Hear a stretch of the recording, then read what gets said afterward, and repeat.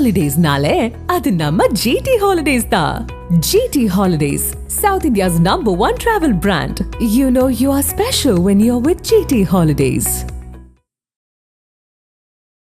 எம்ஜிஆருக்கும் அப்பாவுக்கும் என்ன எப்படி பழக்கம் அப்படின்னா, மொத்தமே புரட்சி தலைவர் வந்து ஒரு 140 படம் நடிச்சிருக்காரு. அதில் அப்பா வந்து 110 படத்துக்கு எடிட்டர். அப்படிங்க அந்த காலம் படகோட்டி, ஆசை முகம் அதுலேருந்து பார்த்தீங்கன்னா, அவர் கடைசியாக பண்ண படம் ரிக்ஷாக்காரன் தான் கடைசியாக அவர் பண்ணார். அவர் தான் அதுக்கு எடிட்ரு, உலக சுற்றுலாடி படத்துக்கு புரட்சி தலைவரே எடிட்ரு. ஆனாலும் பண்ணிட்டது பாருங்கள், பார்த்துட்டு எதாவது கரெக்ஷன்னா பண்ணிக்கலாம் அப்படின்னு சொல்லிட்டு அப்பாவை அங்கேருந்து வர வச்சு பார்க்க வச்சு அப்பாவும் பார்த்துட்டு என்னென்ன ஏதாவது சின்ன சின்ன கரெக்ஷன்லாம் பண்ணி சொல்லிவிட்டு அதுக்கப்புறம் தான் அந்த அளவுக்கு அப்பா மேலே ரொம்ப மரியாதை உள்ளவர். குறுகிய காலத்தில் வந்து ஒரு படத்தை எடுக்கணும் அப்படின்னு சொல்லும்போது அப்போ ஒரு 30 நாள் படத்தை முடிக்கணும், யார் பண்ணுறது அப்படின்னு. சரி, ஒரு எடிட்டரே டைரக்டர் ஆக்கினா ஈஸியாக இருக்கும். பகலெல்லாம் வந்து டைரக்ஷன் பண்ணிட்டு நைட்டில் எடிட்டிங் பண்ணுவார் அவர். அதனால தான் நம் நாடு படத்துக்கு அப்பாவை டைரக்டராக புரட்சி தலைவர் தான் சொல்லி ஜம்புவை போடுங்க அப்படின்னாரு. எம்ஜிஆருக்கு தகவல் சொன்னால் உடனே நேராக வந்து எடிட்டிங்லேயே வந்து உட்காந்து பார்த்துருவார். பாகனி ஸ்டுடியோவில் வந்து எடிட்டிங்கில் அந்த சாங்கை போடுங்கன்னு சொல்லி மூவிலாலே பார்த்துட்டு கரெக்ஷன் இந்த இதில் இன்னொரு ஃப்ரேம் ரெடியூஸ் பண்ணுங்கள், இதில் ஒரு 2 ஃப்ரேம் அதிகமாக இருக்குது அப்படின்னு அந்த பயங்கரமான டெக்னீஷியன் சார் அவர் நடிகருன்றதை தாண்டி கேமராவில் எல்லாமே தெரியும் சார். கேமராவை நீங்கள் ஃபுல்லாக வந்து அப்போ ஏறி தெரியும் உங்களுக்கு அவ்வளோ பெருசு ஃபுல்லாக கழட்டி வச்சுட்டிங்கன்னா கேமரா ஃபுல்லாகவே நீங்கள் கழட்டிட்டீங்க அப்படியே அசம்பிள் பண்ணுவார் சார். மியூசிக் வந்து விடவே மாட்டாருமே. ஒரு இதை வந்து டியூன் போட்டால் அந்த டியூன் நல்லா இருந்தால் தான் அதை ஒத்துப்பாரான். இல்லை இது நல்லா இல்லை, இது இந்த மாதிரி பேட்டர்னில் வரணும் அப்படின்னா அந்த பேட்டர்னில் அவங்க ட்ரை பண்ணுவாங்களாம். ட்ரை பண்ணி அவங்களால 4 நாள் 5 நாள் 1 வாரம்லாம் ட்ரை பண்ணி அதுக்கப்புறம் சில பாட்டெல்லாம் வந்து ரெக்கார்டிங்கே ஆகிடும். ரெக்கார்டிங் ஆகிட்டு அவருக்கு போட்டு காட்டினோன்னா இல்லை இந்த சாங்கை அப்படியே எடுத்து வச்சுருக்கேன்றான், இது நல்லா இல்லை, இதை எடுத்து வச்சுருங்க, இதுக்கு பதிலாக வேறு ஒன்று பண்ணுங்க அப்படின்னு. அந்த மாதிரி விடவே மாட்டாராம் சார். அதே மாதிரி யார் வந்து எந்த நேரம் போனாலும் சாப்பிட்டியா இருந்தால் முதல் வார்த்தையை சாப்பிட்டீங்களா அப்படின்வாரு. சாப்பிடுங்க, சாப்பிட்டீங்களா சாப்பிடுங்க, இதுதான் அவருடைய முதல். அதுக்கப்புறம் தான் நீங்கள் என்ன விஷயமா வந்தீங்க, என்ன சொல்ல வந்தீங்க, எங்கேருந்து வரீங்க, யார் நீங்கள், அதெல்லாம் அப்புறம் தான் கேட்பாரு. தமிழே அமுதே வணக்கம். அன்பிற்கினிய ஆதன் சினிமா நேயர்கள் அனைவருக்கும் அன்பு வணக்கங்கள். பொன்மலச்செம்மல் பாரத ரத்னா புரட்சித் தலைவர் டாக்டர் எம்ஜிஆர் அவர்களுடைய 37வது நினைவு தினம். இன்றைக்கு அநேகர் நம்மிடையே வந்து பேசிக்கொண்டு இருக்கின்றார்கள். எம்ஜிஆர் ஐயா அவர்களை பற்றி பேசுவதற்காக இயக்குனர் நடிகர் திரு செந்தில்நாதன் ஐயா நம்மிடையே இணைந்திருக்கின்றார். வணக்கம் சார். வணக்கம் சார். வணக்கம். எம்ஜிஆர் ஐயாவும் உங்கள் அப்பாவும் நல்ல ஒரு நட்பில் இருந்திருக்காங்க. அவங்கள பற்றி உங்கள் அப்பாவுடைய நட்பும் எம்ஜிஆர் ஐயாவும் நட்பும் நீங்கள் எப்போ எம்ஜிஆர் ஐயாவை பார்த்தீங்க, இதை பற்றி சொல்லுங்கள் சார். நான் வந்து எம்ஜிஆரை வந்து எப்போ பார்த்தேன்னா நேரில் பார்த்தது வந்து நம் நாடு ஷூட்டிங். அப்போது நான் வந்து ஆவுச்சே ஸ்கூலில் 10வது படிச்சுக்கிட்டு இருக்கேன். அப்போ நான் பார்க்கணுன்னு ஆசை எனக்கு, அவரை பார்க்கணும். அப்புறம் மேடம் ஜெயலலிதா அம்மாவையும் பார்க்கணுன்னு ரொம்ப ஆசை எனக்கு. அதனால் ஷூட்டிங்க்கு போனோன்னா அப்பா தான் கூட்டிகிட்டு போய், அப்போ அவர் ஷூட்டிங் பிரேக்லலாம் புக்கு தான் படிச்சுக்கிட்டு இருப்பார் எம்ஜிஆர். கால் மேலே கால் போட்டு புக்கு படிச்சுக்கிட்டு இருந்தார். அப்போது இந்த மாதிரி என்னுடைய சன்னு படிக்கிறாப்புல, உங்களை பார்க்கணுன்னு ஆசைப்பட்டாப்புலன்னா அப்போ வாப்பா அப்படின்ட்டு சொல்லிவிட்டு சொன்ன வார்த்தை என்னென்னா, நல்லா படிக்கணும்ப்பா, நல்லா படிக்கணும், பெரிய ஆளாக வரணும், அப்பா எப்படி இருக்கார் பாரு, அது மாதிரி இருக்கணும் நீ அப்படின்னாரு. சரிங்க அப்படின்னா அப்புறம் தான் மேடம் பக்கத்தில் தான் இருந்தாங்க, கொஞ்சம் தள்ளி அந்தமாக உட்காந்து புக்கு படிச்சுட்டாங்க.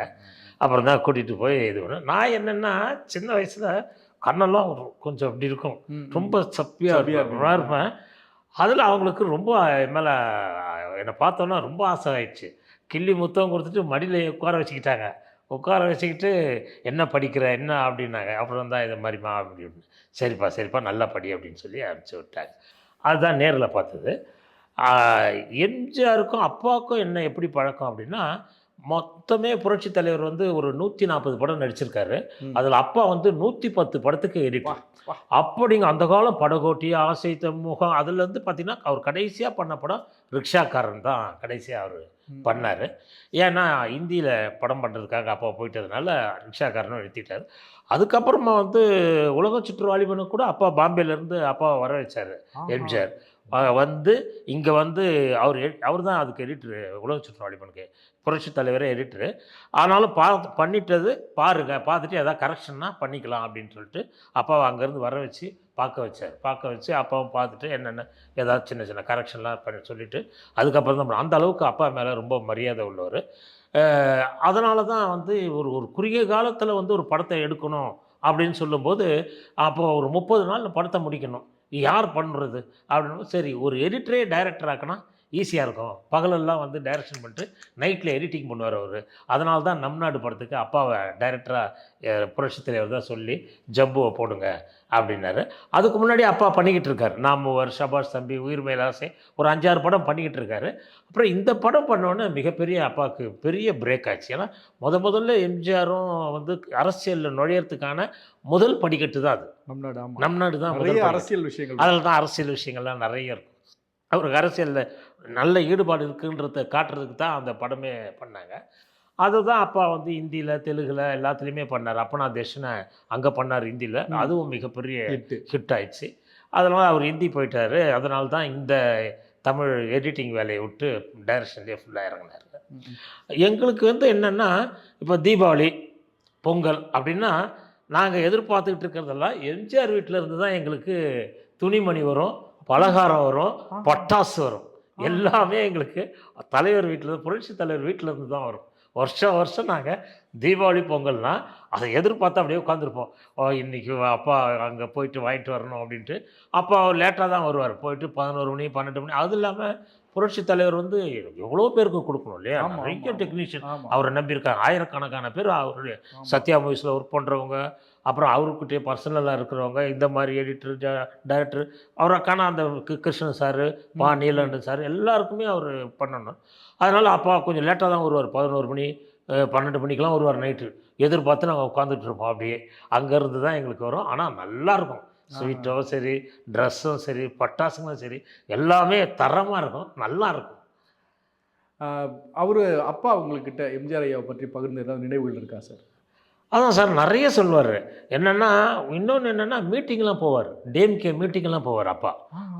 டிஎம்கே இவர் சம்மந்தப்பட்டு ஏதாவது இவர் வந்து எம்ஜிஆர் வந்து சொன்னார்னா, இந்த மாதிரி ஜம்பு அங்கே ஒரு மீட்டிங் இருக்குது, நீங்கள் போய் மீட்டிங் அட்டென்ட் பண்ணுங்கள் அப்படின்னா, மீட்டிங்கில் போய் நிறைய அவரை பற்றி நல்ல விஷயங்கள்லாம், அவருடைய குணநலன்கள் எல்லாத்தையும், ஏன்னா கிட்டே இருந்தே பார்க்குறவங்க.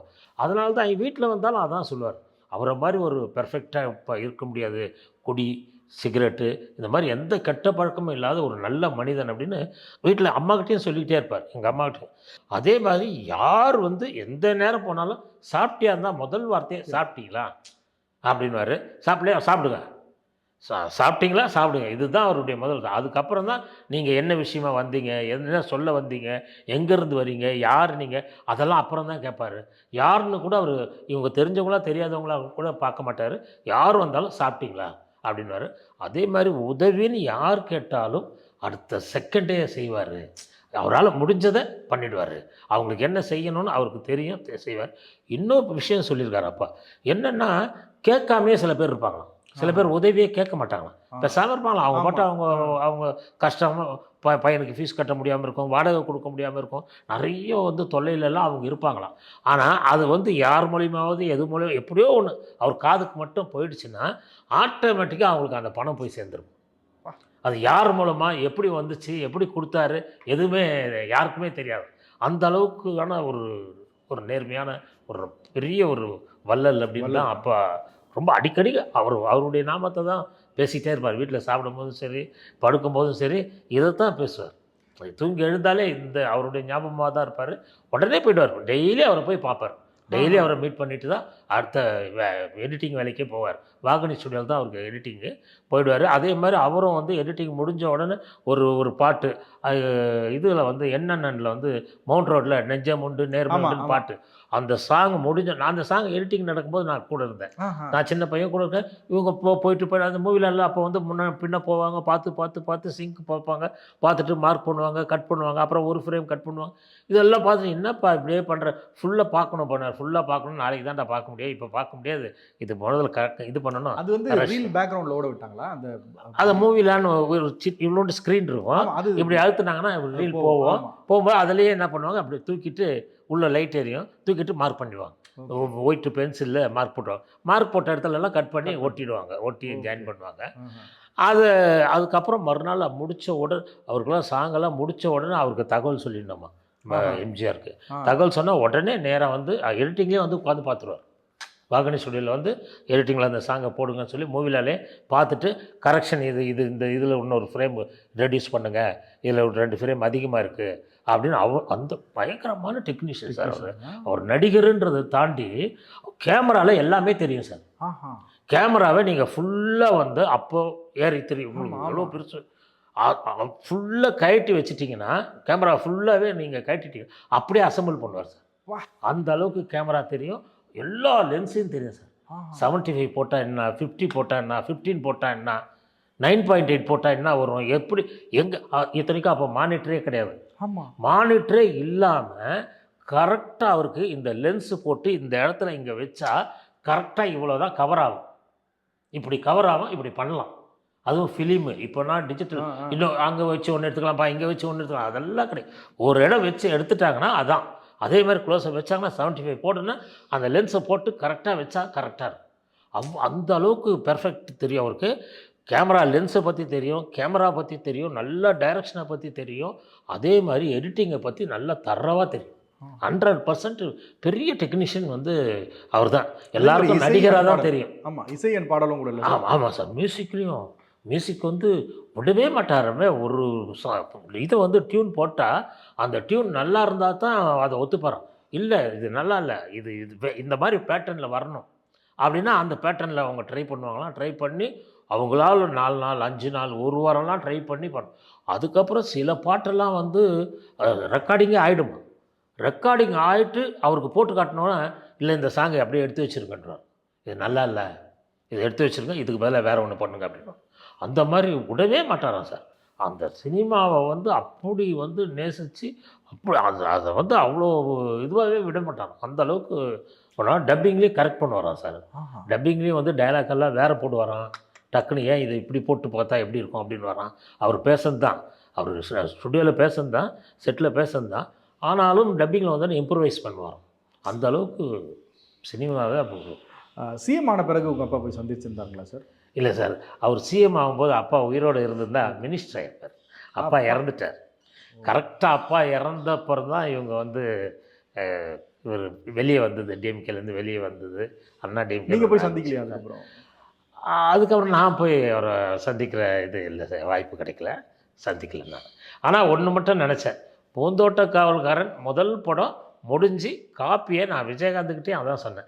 காப்பி ஃபஸ்ட் காப்பி ரெடி ஆனோடனே நான் போய் அவரை போய் பார்த்து அவருடைய அப்பாயின்மெண்ட் கேட்டு அவருக்கு போட்டு காட்டணும்னு நினச்சேன். அது என்னென்னா முடியறதுக்கு முன்னாடியே இறந்துட்டார்.